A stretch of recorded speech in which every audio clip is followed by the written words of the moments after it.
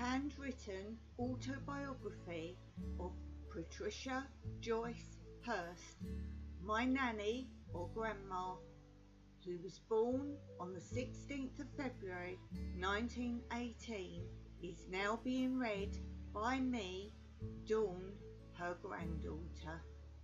This Patricia Joyce Hurst is my nan, and this is my granddad, Philip.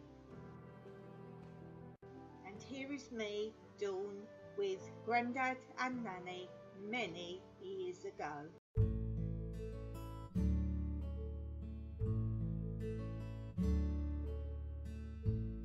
I had to go into hospital. I could not have children unless I had an operation. All went well, very painful, but nice to know I could now have children. I was pleased to get home again. There was a lot of talk about war. I was expecting our first baby when war broke out. In the downstairs flat was a woman who was always complaining about something. When she knew I was having a baby, she said she would not like a child to be overhead. She had a little girl of her own and would leave her in the flat on her own all evening. She was about 4 years old and had a temper and would bang doors and scream her head off, but we had to put up with that. One of the girls I worked with was having a baby the same time as me and was not married, so she did not want anyone to know. Her name was Glad. She asked if I was cover up for her if she felt sick. One look at me, off to the toilet, and I would go, and she would come with me to see if I was okay. Really, I was fine. She did not want to lose her job.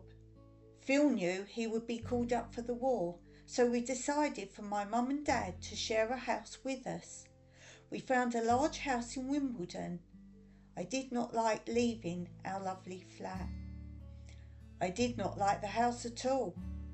A week after we moved in, I lost my baby. It was a little boy. In hospital, the doctor said I must have another baby soon. I was so sad losing my baby. Glad had a little boy. 3 months after, I had my next baby. Phil was not called up as he was working making parts for planes, so he was needed there. It did not work out at all living together. We were not very happy. Tempers were frayed. Bombs were falling bad over London. Lots of air raids night and day. But on the 14th of February, I had a dear little girl. We called her Valerie. But my darling baby had bad eyes. She had taken so long to be born. The doctor was very worried about her eyes. I sent for my brother, who was training to be a spiritual healer. He sent me to Mr. Parrish, a healer, and we all had to pray for her every night at the same time. That evening, the room turned cold, even with a big fire. I believe God was with us then. By morning, her eyes were much better. The doctor was pleased when he saw her the next time. I believe in God's help.